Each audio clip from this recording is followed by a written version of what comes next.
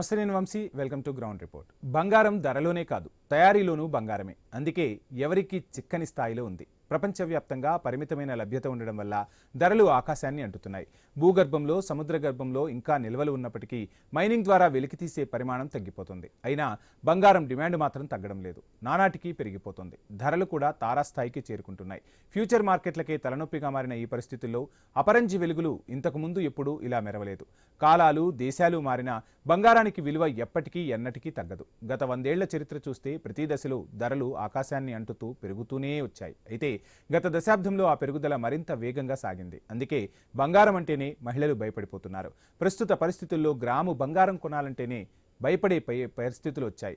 పండుగలు, ఇతర శుభకార్యాలకు బంగారం తప్పకుండా కొనే మహిళలు ఇప్పుడు అది కొనలేకపోతున్నామని ఆవేదన వ్యక్తం చేస్తున్నారు. ఇక బంగారం ధరల పెరుగుదలకు సంబంధించి ఫుల్ డీటెయిల్స్ మా విజయవాడ కరెస్పాండెంట్ కాంతి అందిస్తారు.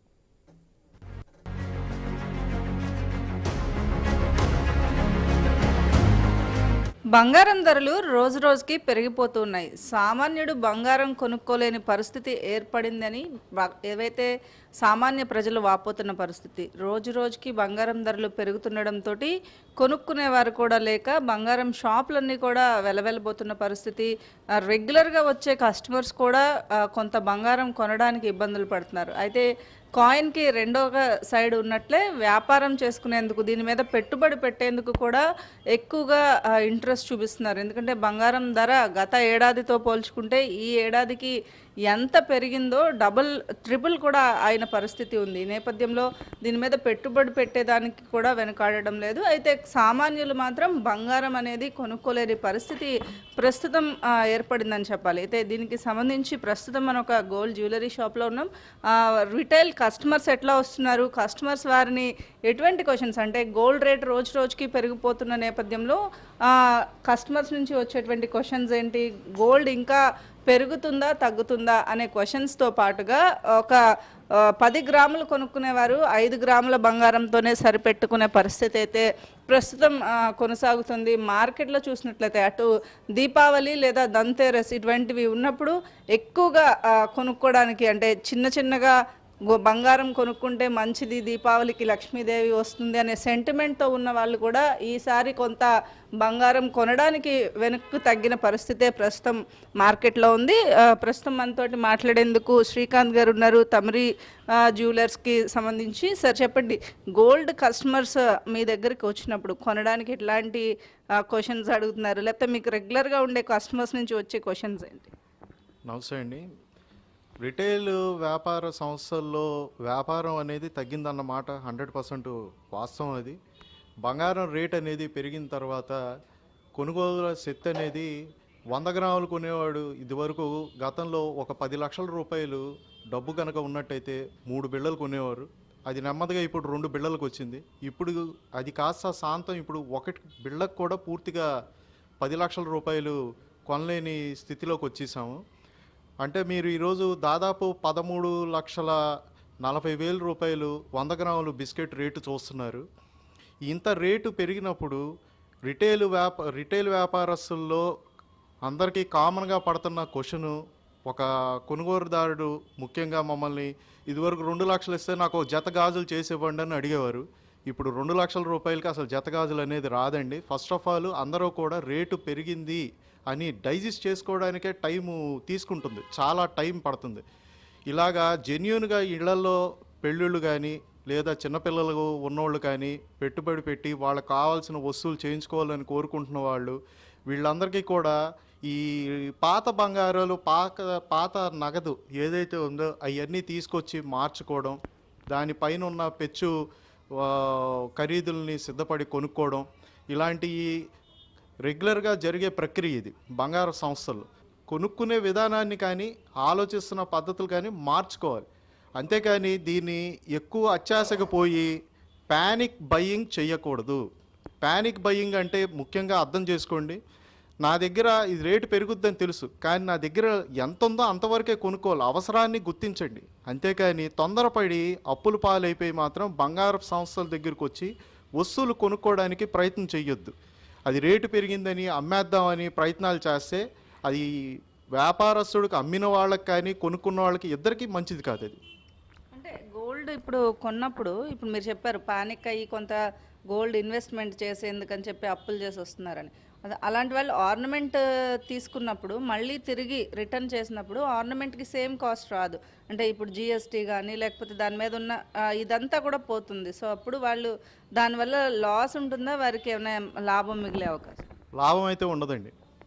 ఒక వ్యాపారస్తుడిగా ఇలా లాభం చెందుద్దని నేను అమ్మకూడదండి.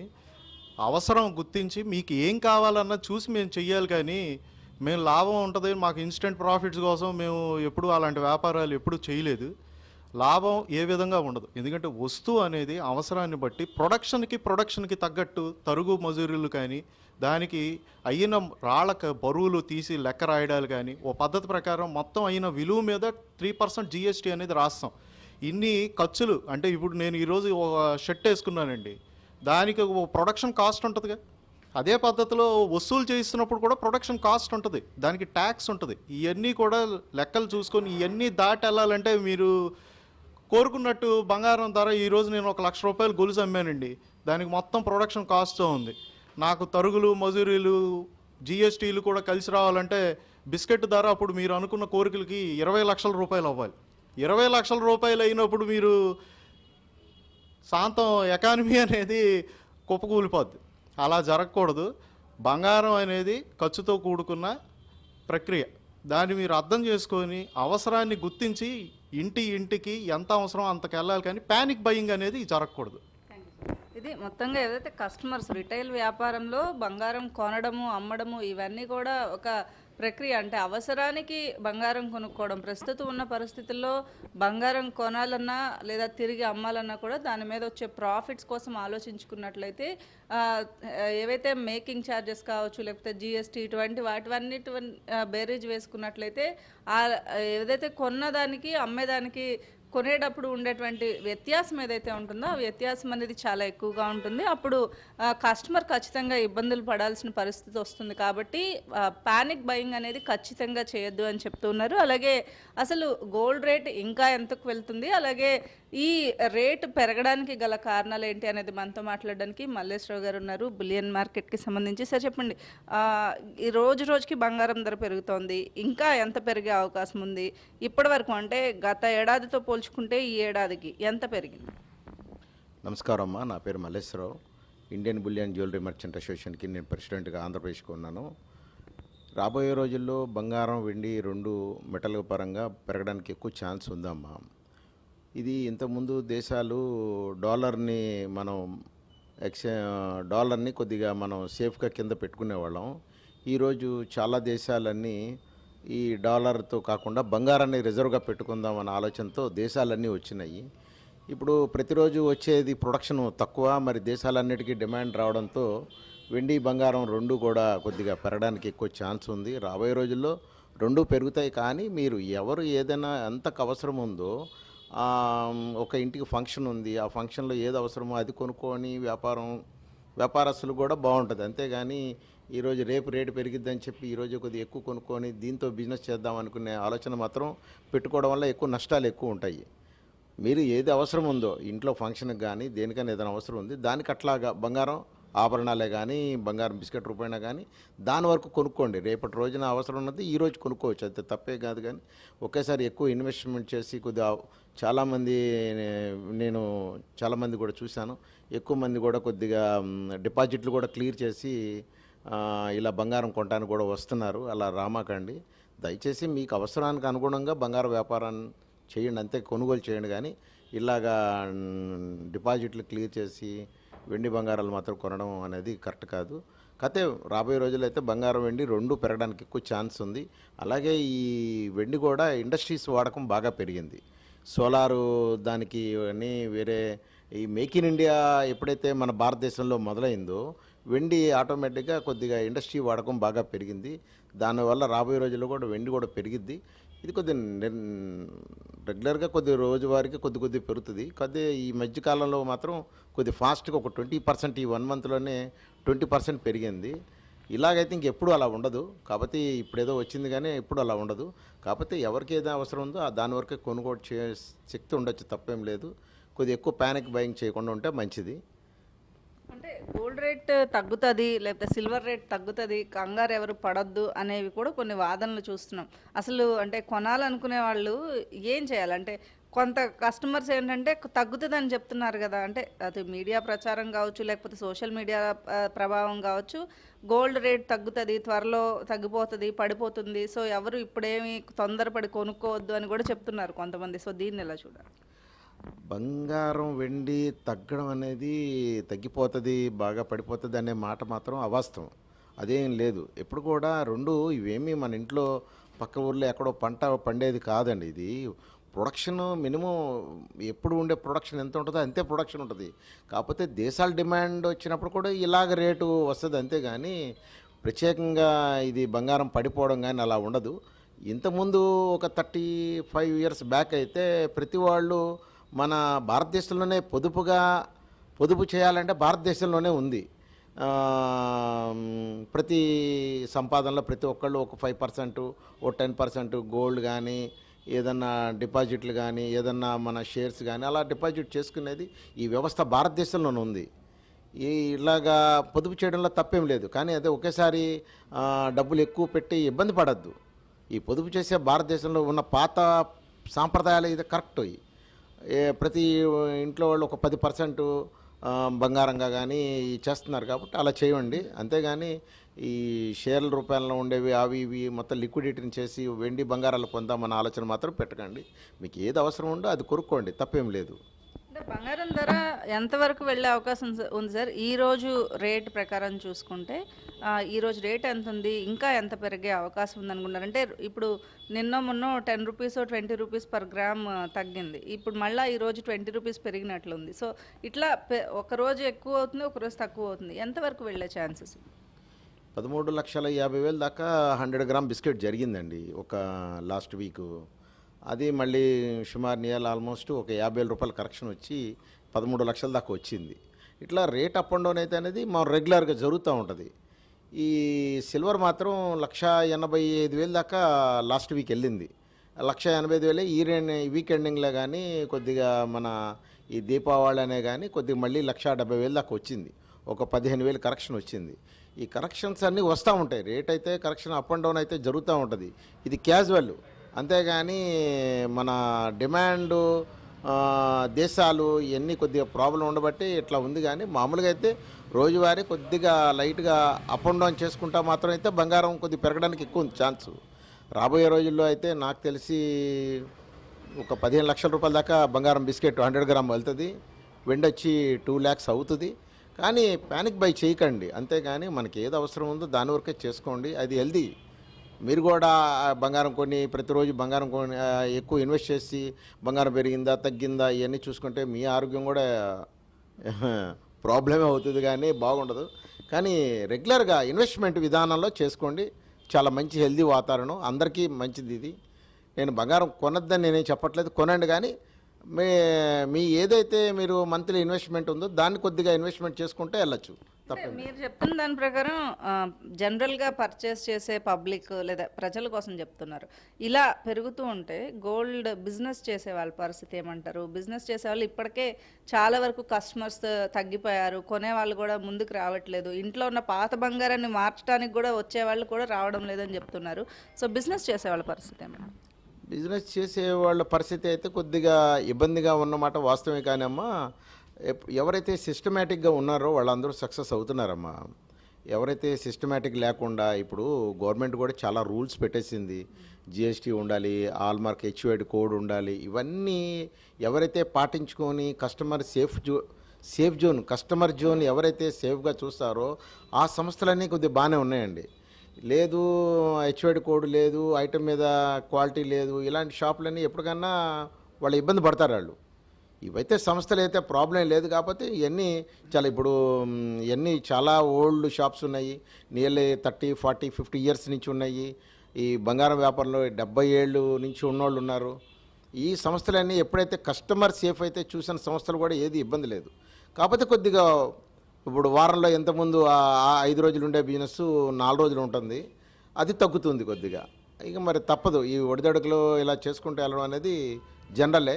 కాకపోతే రాబోయే రోజుల్లో మాత్రం కొద్దిగా బంగారం వెండి రెండు పెరగడానికి ఎక్కువ ఛాన్స్ ఉంది కాబట్టి ప్యానిక్ బయింగ్ కాకుండా మామూలు రెగ్యులర్ బయింగ్ చేసుకోండి, బాగుంటుంది.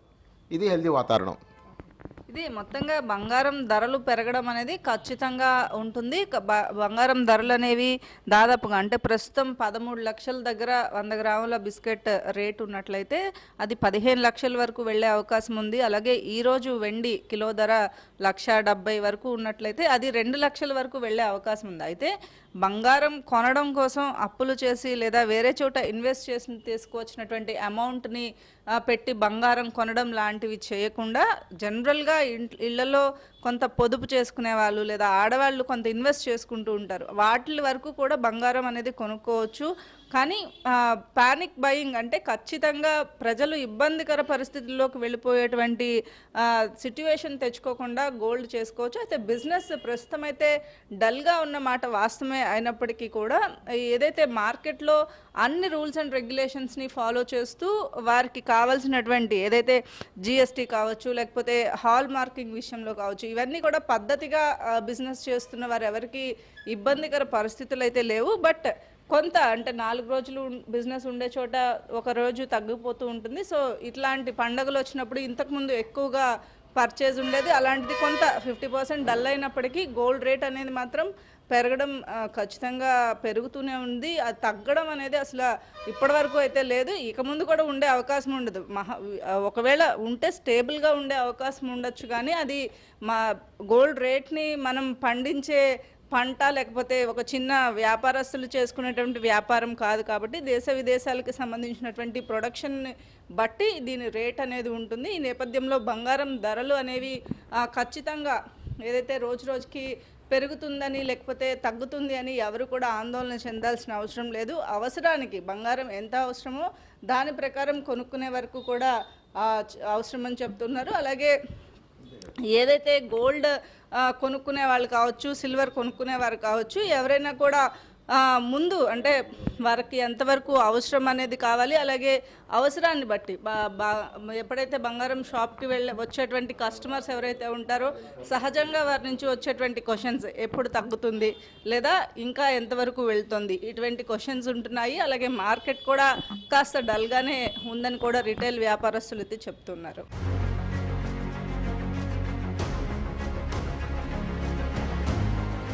పుత్తడి ప్రియమవుతోంది, రోజు రోజుకి రేట్లు పెరుగుతున్నాయి. సామాన్యులు బంగారం కొనుక్కోవాలంటే ఆలోచించాల్సిన పరిస్థితి వచ్చింది. ఇంతవరకు బంగారం కొనడానికి ఎక్కువగా ఆసక్తి చూపే మహిళలు కూడా ఈరోజు బంగారం కొనాలంటే ఆలోచిస్తున్న పరిస్థితి.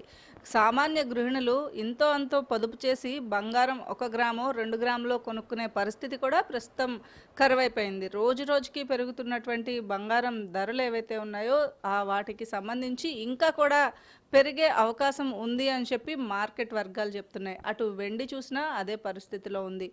గత 10 సంవత్సరాల క్రితం బంగారం ధరకి, గత ఏడాది బంగారం ధరకి, అలాగే ఈరోజు బంగారం ధరకి అసలు వ్యత్యాసమే లేకుండా పోవడంతో మహిళలు బంగారం కొనాలి అంటేనే భయపడే పరిస్థితి వచ్చింది. కొంతమంది గృహిణులు మనతో ఉన్నారు.